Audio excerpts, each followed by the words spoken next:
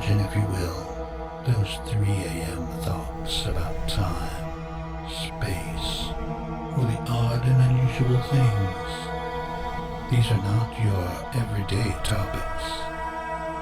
These curiosities about the world and us seem more fiction than fact. This is a journey of enlightenment on subjects that fascinate the mind. Today's discussion will be on the power of intent, the science, the theories, and the opinions behind it. Our findings may not change your views or beliefs, but let us share what we have researched along the way. Buckle up as we show you what we've discovered down the rabbit hole.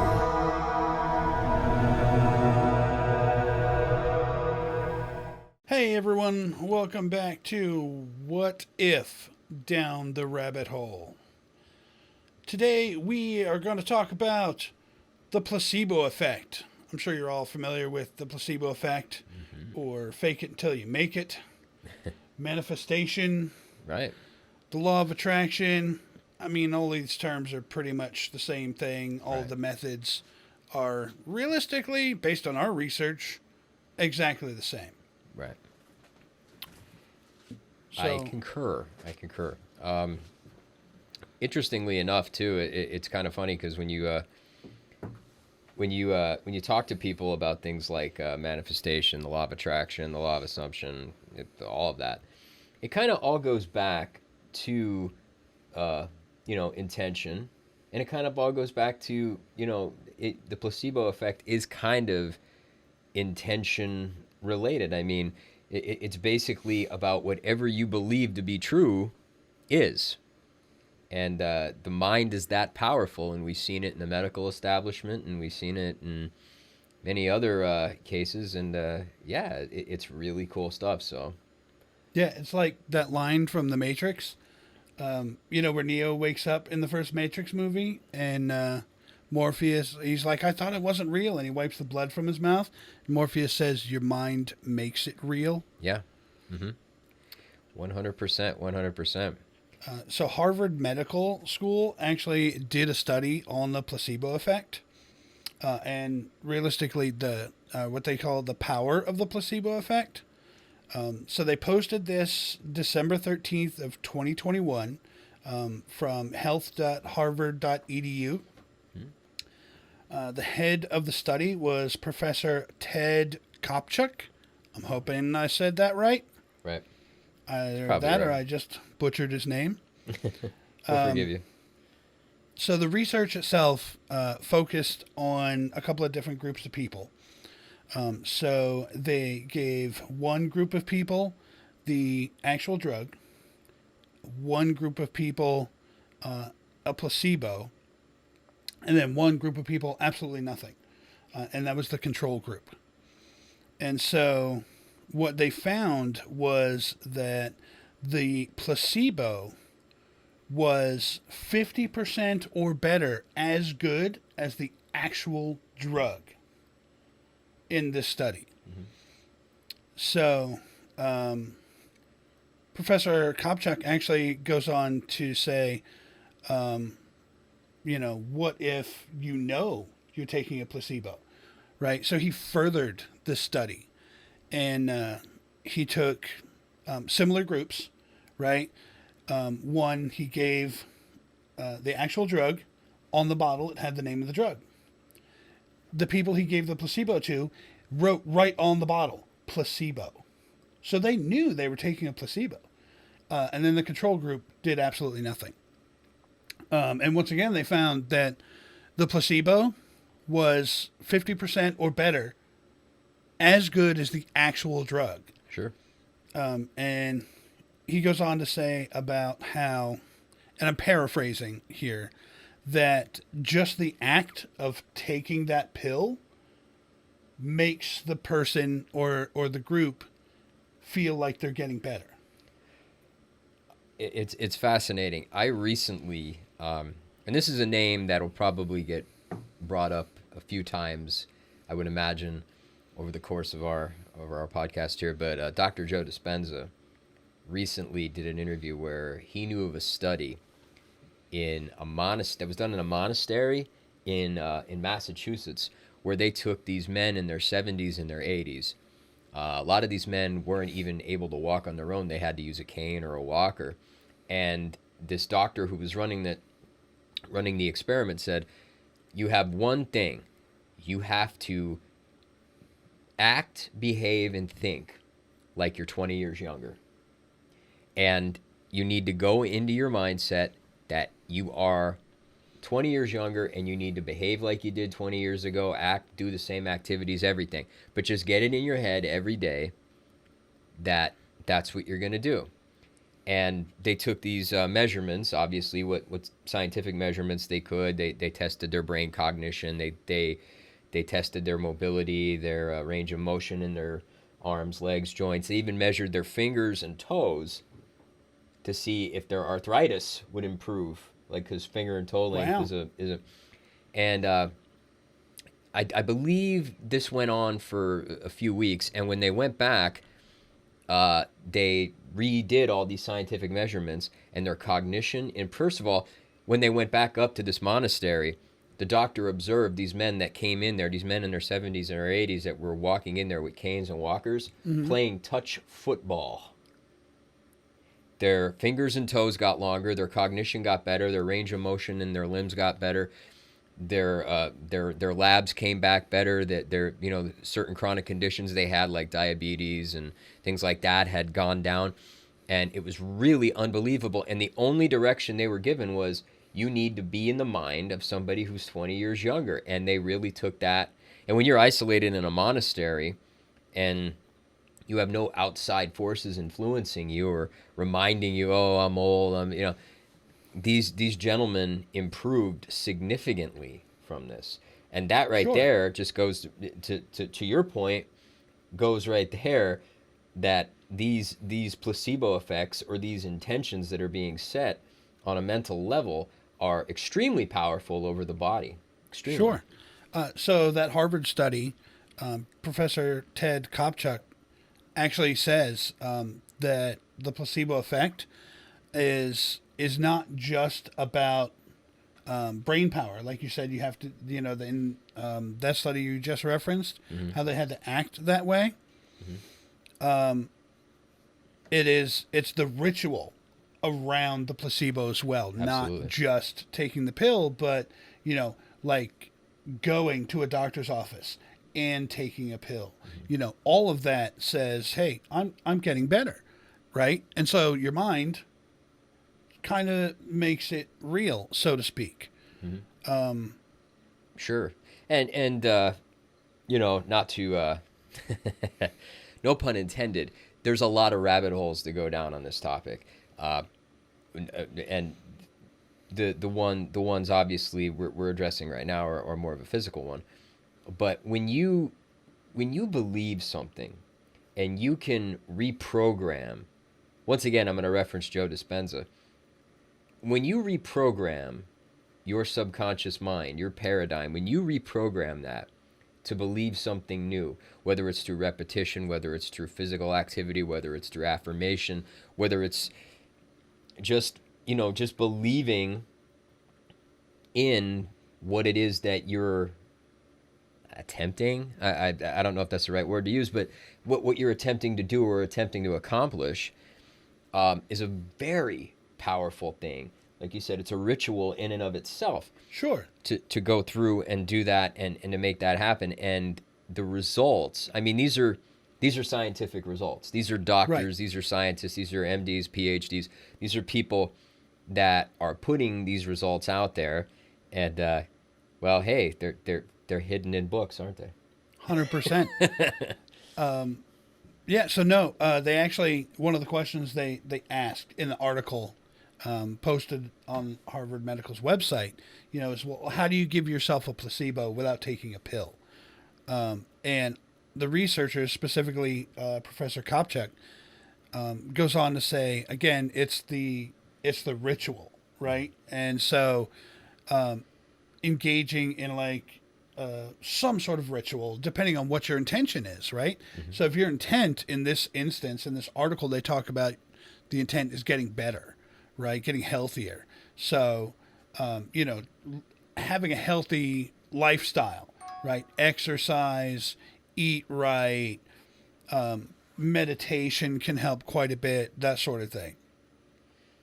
And they do explain like what happens in the placebo effect.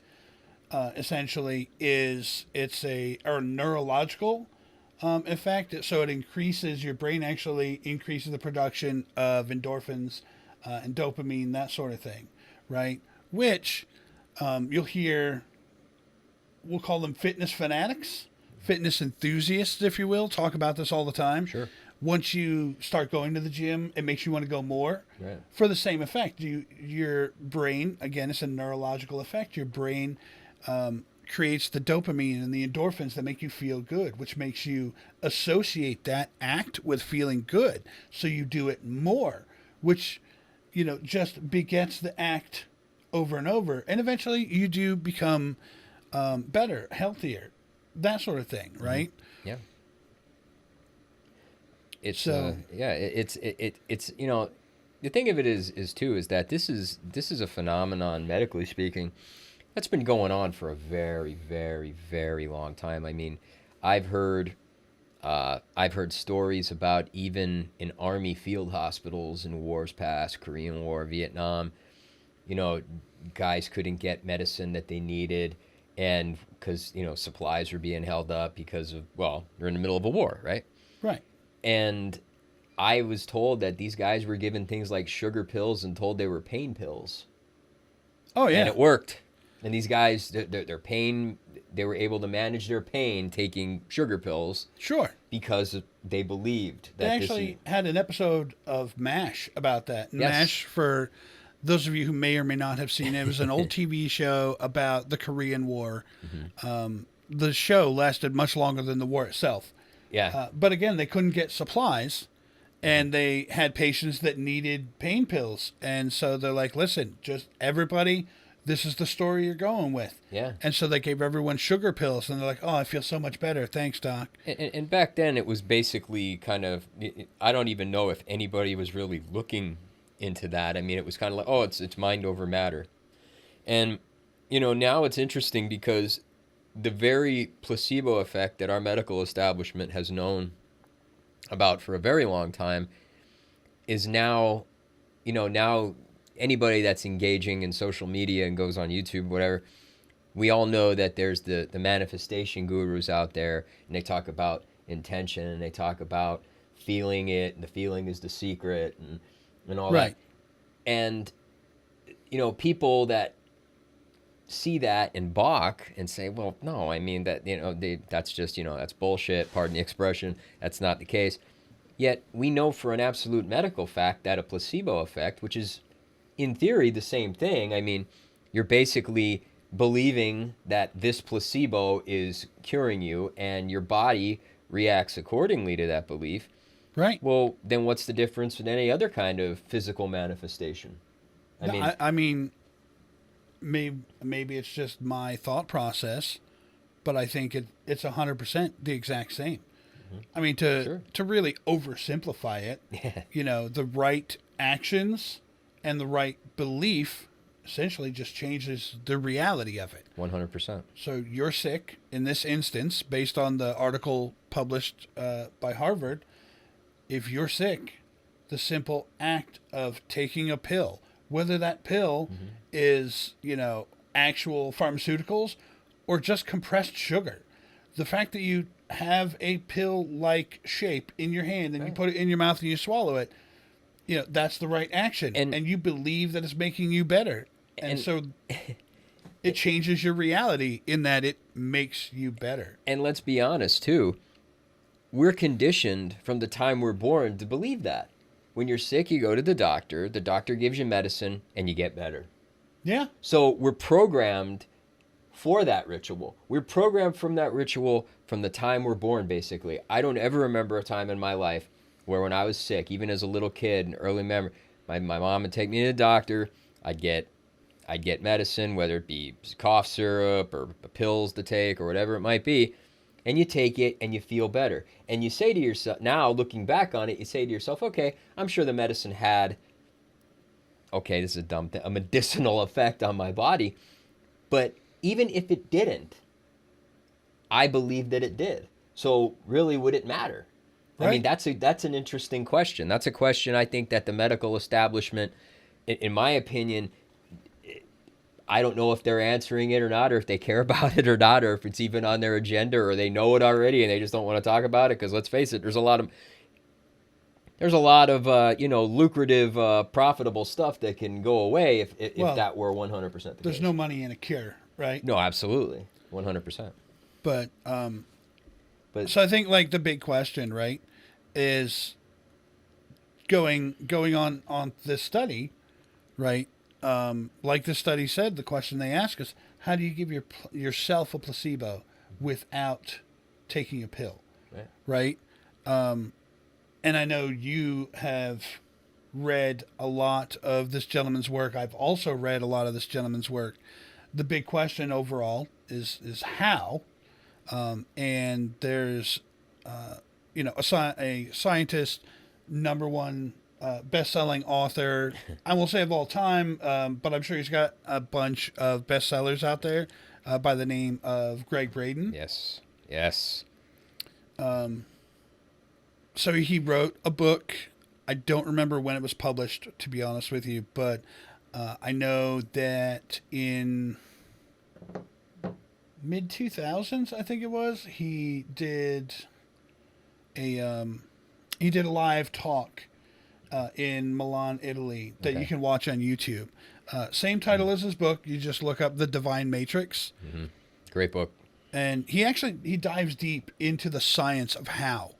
Well, he doesn't call it the placebo effect, right? But if it does really say the same thing and explains kind of how it works, right? And how you go about, we'll say, changing your own reality by changing your thought process, having the right actions and the right beliefs. Mm-hmm. It is.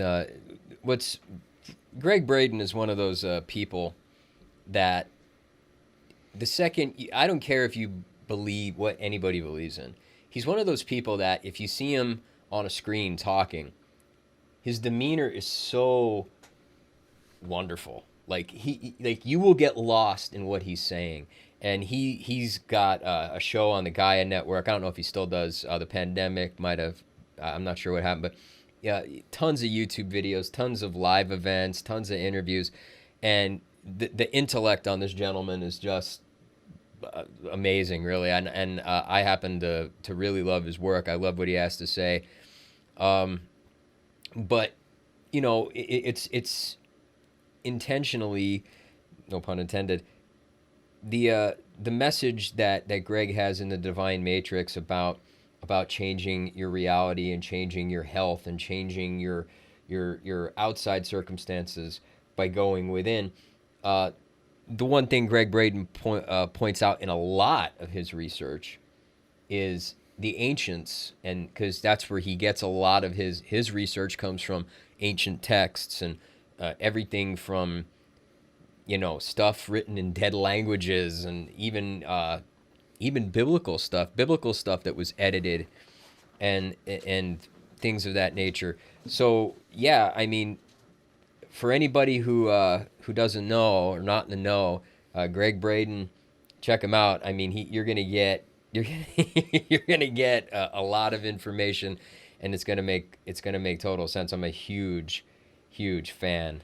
So I just looked it up. The Divine Matrix, he actually published it in 2007. Yes. Okay. So I want to say it was 2009 or 2010 that he did the talk in Italy.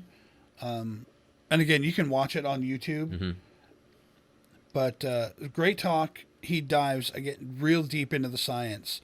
Mm-hmm. And for lack of a better term, so Greg Braden has, we'll call it a multitude of accreditations, trained as a scientist, like studied to be, I will say, a scientist, right? Mm-hmm. Maybe not in the particular field that he's working on, right? His career did really go down that path, but the training is the same regardless of the field of science you're studying. Yes. And I feel like he's really done magnitudes to bridge the gap between modern science and I will say like a lot of religious type stuff. Definitely. I think also too is that it takes a scientist like him. I believe he's a geologist actually, because he worked for Exxon in the 70s and 80s, and they're always looking for gas and oil, and they employ a lot of geologists. But being a scientist, it takes an open mind in a scientist in a field where you're trained to be skeptical, not even skeptical. You're trained to basically not believe anything until it falls into your lap and you could test it and you could. It's funny. There's a lot. I can't remember which scientist said this. When I was young, I heard. When I was a young kid, I heard a scientist saying, the work on research. Research doesn't start when proof starts rolling in, like science would like us to believe. Research starts when the question comes up. Right. And that's exactly what Greg Braden has done. That's Joe Dispenza as well. A plethora of people. Joe Dispenza is actually a medical doctor, but a plethora of people have seen, for lack of a better term, things like miraculous events, stuff that defies mainstream scientific logic, stuff that defies mainstream laws in science, and these things happen. Okay, so if they happen, then they're happening, and you need to look into it. Those are the questions that pop up that these gentlemen are researching, and thank goodness they are, because they're calling to light things and events and situations and possibilities that change lives every day. I mean, guys like Joe Dispenza and Greg Braden, they have seminars all over the world. They do this all the time all over the world, and they call into question things like we're talking about here. Why does this work? Why does that work? Why is this like this? Why were we told that this is the way when actually it's this way? Right. It's fascinating, and those are two gentlemen of many that are doing this work. Sure. And we're just two enthusiasts who happen to enjoy this, because this 100%. is really amazing. I mean, when you realize that what the placebo effect is you, and to your point, what you were saying about the study is, how do you give yourself a placebo? Right. That's the question that everybody that is into the law of attraction is trying to figure out. That's what everybody in the law of assumption and all the mutable and immutable universal laws, and there's rabbit holes all over the place to go down about that, as we will get there. But 100%. but I mean, ultimately, that is the question. When you figure out how to give yourself the placebo, that's when interesting things are going to happen in your life. So I do think it's interesting, reading the Divine Matrix and then watching the seminar on YouTube. Modern science, or science as we know it, I want to say modern science. Science as we know it has not only known about the placebo effect, but understands the way it works for so long. And I feel like just they're not able to put, or we're not, up until recently, around the 2007 era, we're able to put it into words. And it's not even, science as we know it. I think Greg Braden was able to put it into an understandable methodology. Yes. Or understandable words. Right. He references Professor John Wheeler, who's a physicist, colleague of Einstein. Yeah. So one of the things he's quoted of saying, Professor John Wheeler is quoted in saying that we cannot imagine a universe where we don't exist, because we are not observers, and I'm paraphrasing here. We are participants.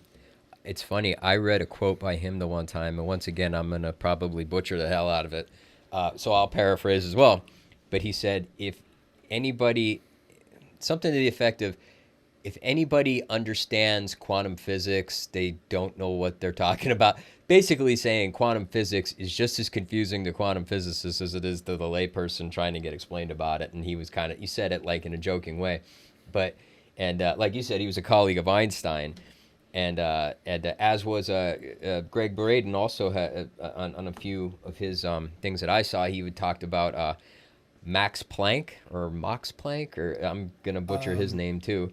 But he was also... I think he's Russian, so I believe it's Smok. Could be. He would... Anyway, he was a colleague of Einstein's as well. And they call him... He is credited with being the father of quantum physics. Yeah.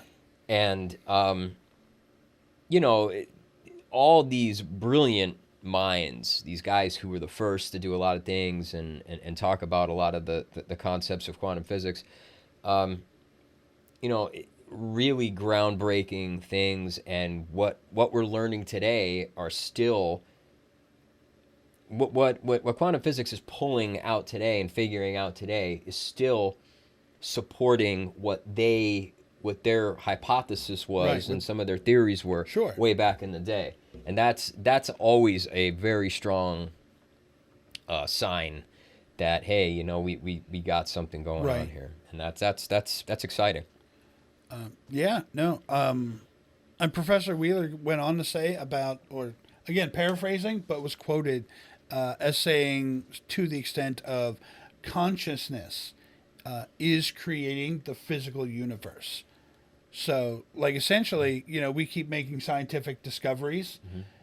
The sheer act of looking for something is the universe is going to show you something. Sure. Because you're looking. Right.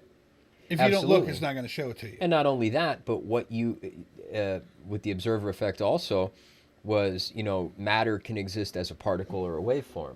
Okay. And depending upon the bias of the observer, what you believe determines whether you see something as a particle or a waveform. And that there have been studies shown on that you can have several people observing the same thing and all witness something different. So I actually want to talk about those studies, but first I want to explain why. Okay. And I will say Greg Braden did the research on this, so I'm literally just pulling this out of his book, The Divine Matrix. Okay. He talks about, and science knows this, there are two fields of energy that, for lack of a better term, make up the universe as we know it. Right? There's an electrical field and a magnetic field. All right? And the physicists have known this for years, right? The stuff that makes up the universe, atoms, right? If you make a change in the and I could be completely wrong in this, they may be backwards, but if you make a change in the electrical field, you're going to change the way the atom reacts. But if you make a change in the magnetic field, you physically change that atom. Like you change what that atom is. So in the human body, there is an organ that produces both electrical and magnetic fields simultaneously. And scientists have been able to measure these fields extending from the body out 6 to 8 feet. And they say 6 to 8 feet because that's where their equipment fails. Do you know what that organ is? It is the heart. Exactly. And so the studies we're talking about, or the experiments that you were talking about, it was actually done in 1909 the first time. And I'm sure everybody's heard about it by now. The 2-slot experiment is kind of the paraphrasical name for it. And essentially they take a particle, a photon, if you will, and they are shooting it at a target. And there's a wall, for lack of a better term, with a single slot. that photon is designed to go through. So they fire the photon at the target. It acts just like, a particle should, right? Goes through the slot, hits the target. Right. And then they're like, well, what if it had 2 slots, right? So they remove this wall, put in another wall, now it has 2 slots, right? Which slot is that particle going to go through? And essentially, again, paraphrasing, but, the scientists are speculating, due to environmental issues or whatever, the particle's going to go through the left slot or the particle's going to go through the right slot. So they fire the photon. And I'd like to point out the photon particle, that's essentially what makes up us and the universe. Yeah. Subatomic right? energy. So they shoot this thing at the target, and they noticed that it was not acting like a particle. In fact, it acted like a wave. Right. Almost like, basically, it was going through both slots. Mm-hmm. And how could that be a thing, right? That was the question. Like, right. What is that? We fired a single thing, right? Piece of matter, if you will, and it went through both slots, essentially, making a wave. Right. And so they asked, well, who knew there were slots, right? The particle doesn't know because, in theory, the particle has no consciousness. So the only people who actually knew that there were 2 options for that particle to go through were the observers of the experiment. Right. So they theorized at that point, it was really just a theory, that the act of observing that experiment changed how that particle reacted. Mm-hmm. And then in 1989, they repeated that same experiment. And they actually did this experiment in... oh man, I had it written down and now it's gone. It is... Was it Geneva? Geneva. Yes. That's the word I was trying to think of. At the Weizmann Institute. Mm-hmm. So they repeated the experiment. Not surprised, they got the exact same result, right? What was really interesting is they found that the wave had increased based on the number of observers. So the more observers they had, right, the larger the wave formed. Mm-hmm. Well, that makes sense. That makes sense. It's I mean, what are we really talking about here, right? I mean, we're talking about beliefs. We're talking about what we're really talking about is intention, aren't we? I mean, not to go off topic here for a second, but I mean, like, all of what we're talking about, placebo effects, the observer effect, it all boils down to an intention. It all boils down to what you believe to be true, what you have stated in your conscious and subconscious, that is basically, as this was talking about here, is projected outward in the physical world. Sure. And once again, when you talk about people outside of the, shall we say, mainstream scientific realm, when you talk about, say, this is just what's coming to my mind. You talk about energy healers, talk about Reiki masters, reconnective healers, people like this. These are people that typically will start off their sessions with an intention. They will set an intention, they'll light a candle, they'll, whatever. And, if you're going to sit there and say, okay, well, that's kind of woo, is it? Because if science is saying that whatever your belief is projected outward for you to observe, then if you set an intention and you believe in that intention, isn't that going to apply also? Isn't that going to also come out here into our reality? Because as you said, to your point, to the experiment of people who are much more qualified than myself,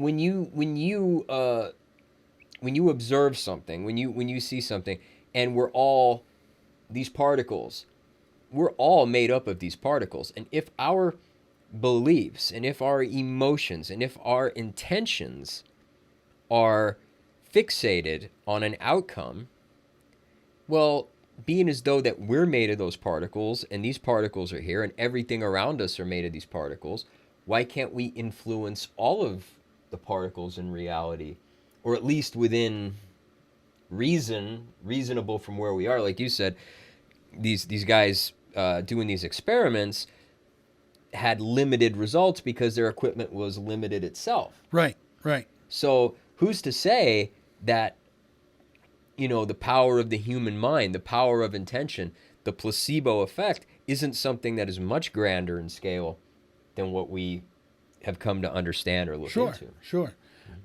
So some other experiments to like kind of super sciencey. So for you science nerds out there, I'm sure you're going to love this. Yeah. For those of you who may not be science nerds, just bear with me. It's going to make a lot more sense. I promise you. So they had done an experiment. When did they do this? No, 97 was Geneva. So, in the early 90s, right? So a Russian scientist, a quantum biologist from the Russia's Academy of Science. Okay.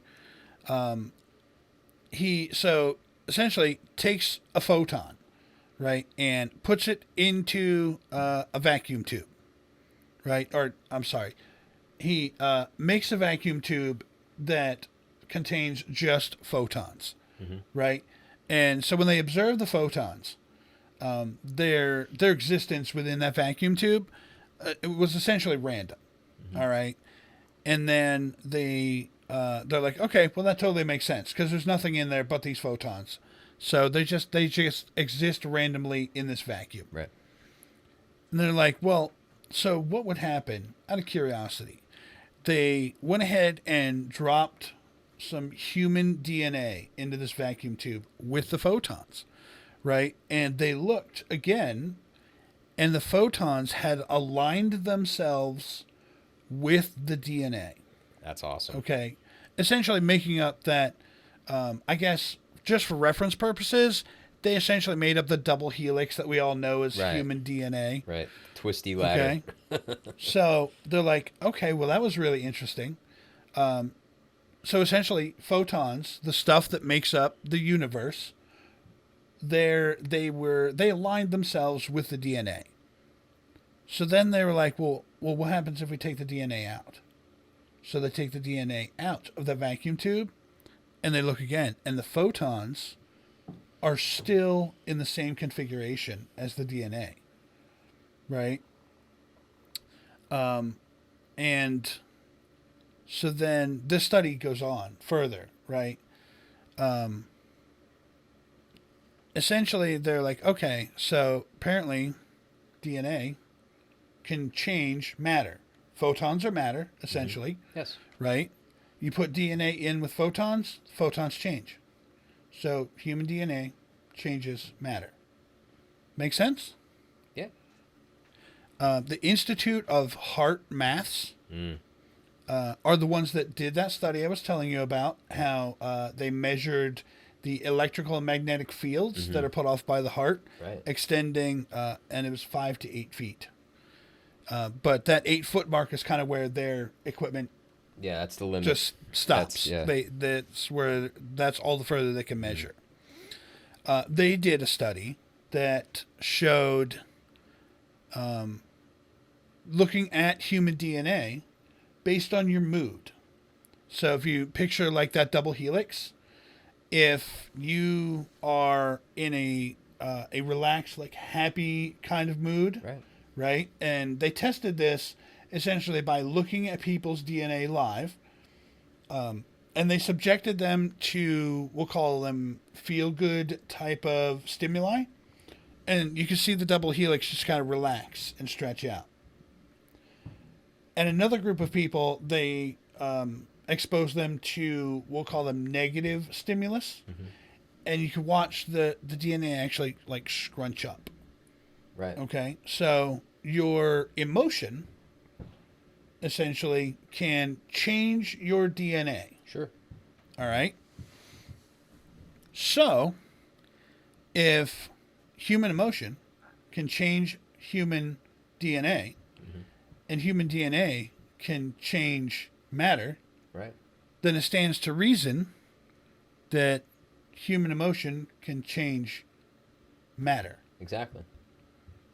Because matter's just, once again, the basic building blocks of what we're talking about here. Everything is made of the same thing. Everything in the universe is essentially made from subatomic particles. Everything.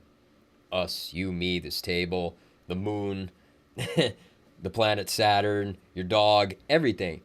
In essence, we are linked through those particles to everything in the universe. That's what quantum physics is. Quantum physics is the theory of connection. See, for years, we went off the Newtonian model in science, which is Isaac Newton. Right. Newtonian model is very clear that everything is separate. Everything exists in separation from one another.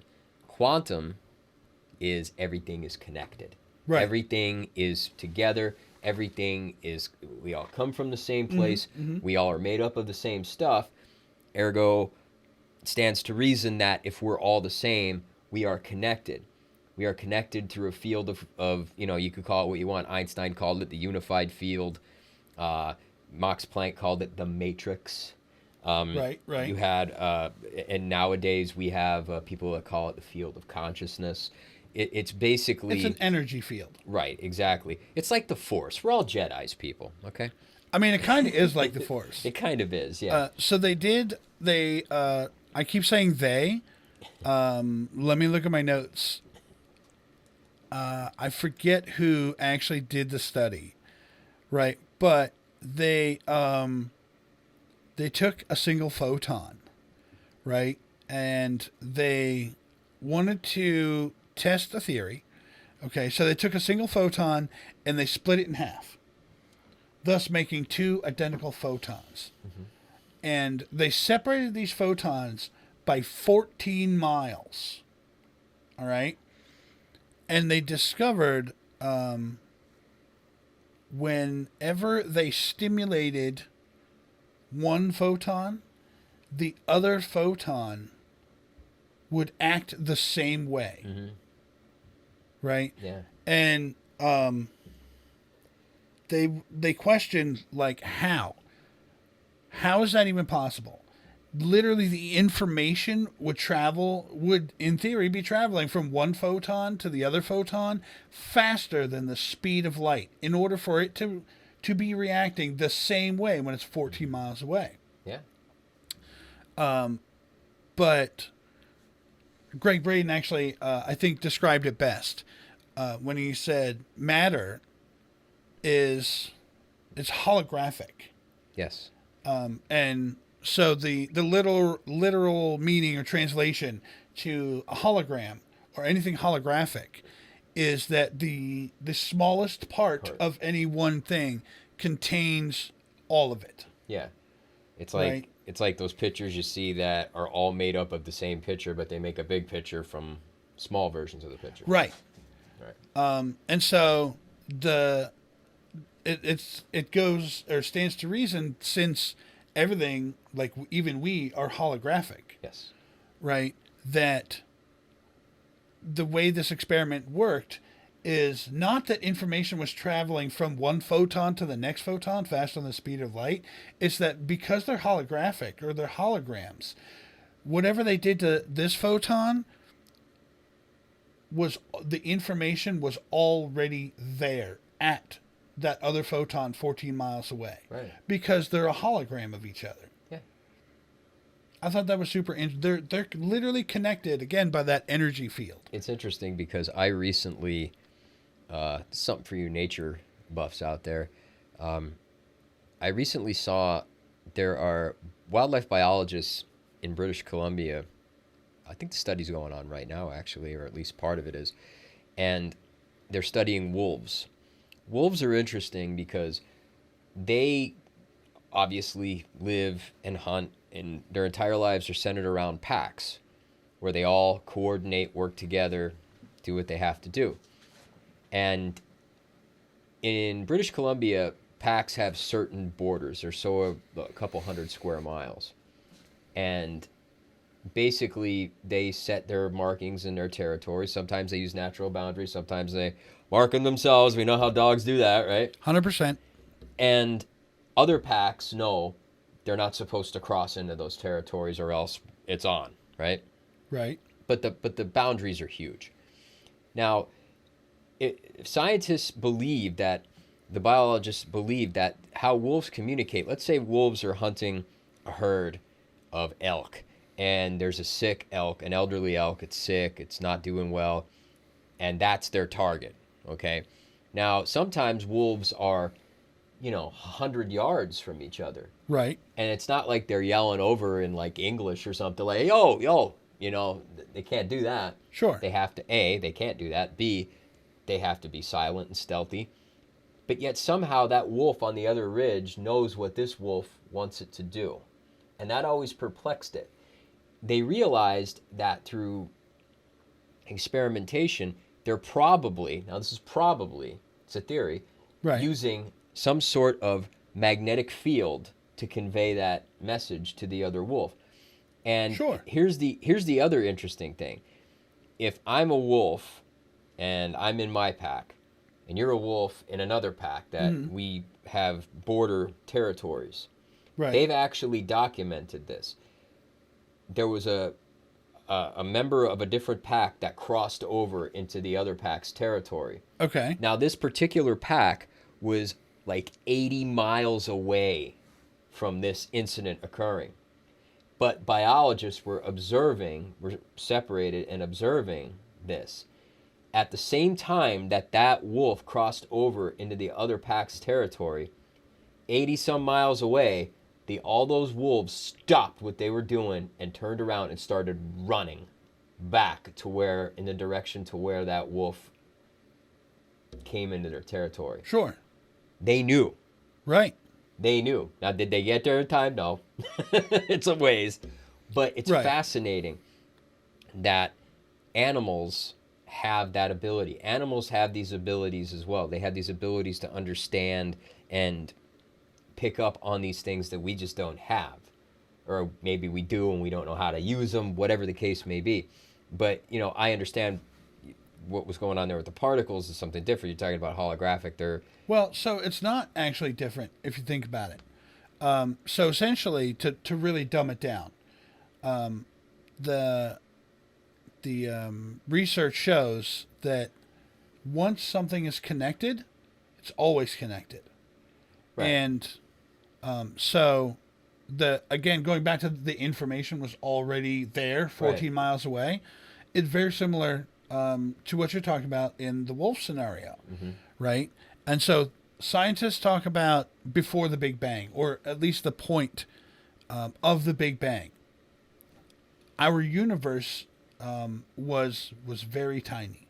Oh, yeah. Everything was all connected prior to that Big Bang theory, right? So if everything was all connected and then the Big Bang, it doesn't matter how far away it spreads, right?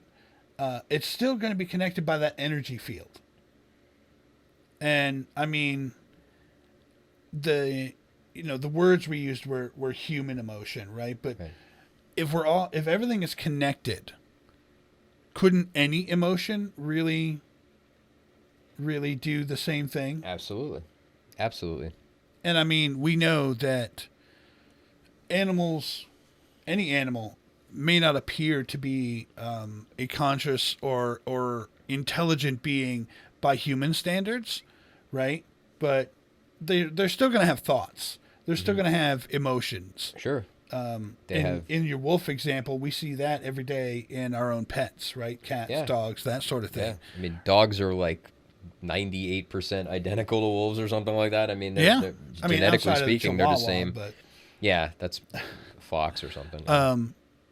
well, so in Greg Braden's research, he goes on, he says about emotion is what changes matter, right? And so emotion, feeling, if you will, is a marriage between, it's actually a marriage between your thought and your feeling, Right. right? And it's interestingly enough that, again, we were talking about the heart creates that huge magnetic and electrical field, right?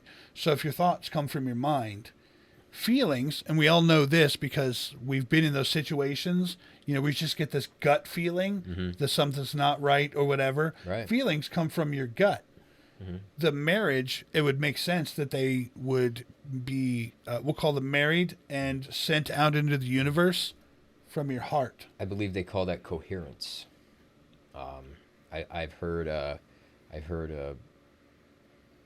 Greg Braden say it actually. And I've heard also Joe Dispenza. Boy, I'm really riding these guys today. But they talk about the heart-mind coherence. Sure. How when you marry them two together, that's what changes lives. That's what changes reality. That's what changes paradigms. That's right. So, I mean, I think that lends a lot of weight to your Wolfpack example, how they communicate at a distance. I mean, it's really done through emotion. And, to tie it all back, right, to the power of intent, really, and the placebo effect as we know it. If you have that belief, that emotion, you can essentially change your reality, whether it's getting healthier, changing a physical ailment or a disease that you have, whether it's getting rid of that, getting better from it, whatever, or even changing your physical reality. If you I don't think, I know I've read it in another one of Greg Braden's books, and I know it was said something very similar to this, but I paraphrase and I use it almost like a mantra. It's good enough. If you feel the feeling, truly believe, and are thankful, the universe will make it so. Right. Joe Dispenza says it all the time. He says, if you think about something and you present that visualization with an elevated emotion of some sort, and you do that on a regular basis, and embody that, be that what you want to be, your life's going to change. Things are going to get better. You will eventually achieve that. Neville Goddard, another name that I'm sure will be brought up again, but Neville Goddard used to always say, and it was funny because he was a big believer that the human imagination was God. He's actually said those words. And Albert Einstein, who's the furthest thing from, a spiritual person, actually referred to the human imagination as the mind of God. And what does God do? God creates things. God is the creator. God is the source of all manifestation, of all creation. Now, if a spiritual person with decades of experience in manifestation and who's known, throughout the literary world as being an expert on that, Neville Goddard I'm speaking of, says that imagination is the mind of God. And one of the smartest scientists to ever live kind of echoed that. It begs the question. It begs the question that is, your mind is the key. Your emotion is the key. The feeling is the secret. You have Wayne Dyer, Dr. Wayne Dyer wrote The Power of Intention, and he used to always say something. He said it on almost everything I've ever seen him do. He used to always say, you don't get what you want in life, you get what you are. Stating whatever you believe, whatever you feel, whatever. You could sit there and say all you want. Oh, I want to be a millionaire. I want to win the lottery. I want to do this. I want to do that. But if you have subconscious programming to differ that, your belief structure isn't going to change. Ergo, your feelings aren't really going to change. So when you have those things going on inside, your inner world controls your outer world, kind of like we said, in the same state of the observer effect, your inner world does control your outer world to a certain extent. So if you don't really believe that, you could sit there and say stuff all you want all day long. It's really not going to affect your life all that much. But when you, as you said, to your point, embody it with emotion and gratitude and become the thing you want to be, or become the person you want to be that has those things by elevated emotion, by acting as if, fake it till you make it, however you want to put it, it all boils down to you getting to the point where you believe, no doubt whatsoever, 100%, that it is yours. And Greg Braden in the Divine Matrix actually talks about that with the Gospel of St. Thomas, the unedited version that he was fortunate enough to read in a Coptic monastery in Egypt. And how Jesus, the difference in the Bible, those of us who were raised Christian were taught Jesus said, "Ask and ye shall receive." And that is an extremely edited version of what he said. And I'm going to overly simplified. Way overly simplified.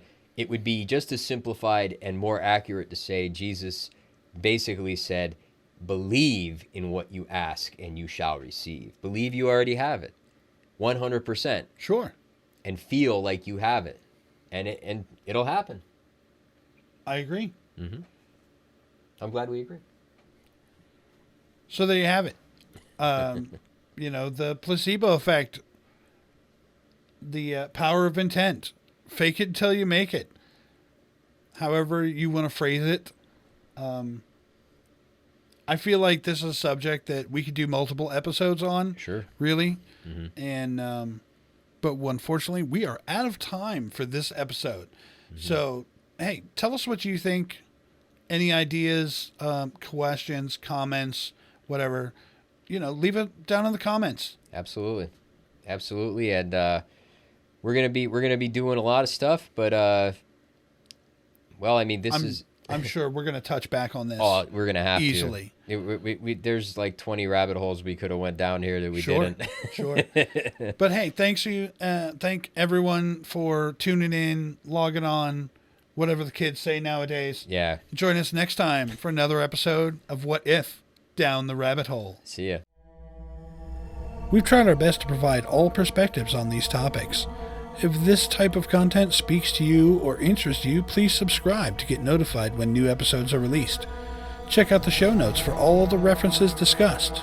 Do your own research, formulate your own opinion. Join us next time on What If Down the Rabbit Hole.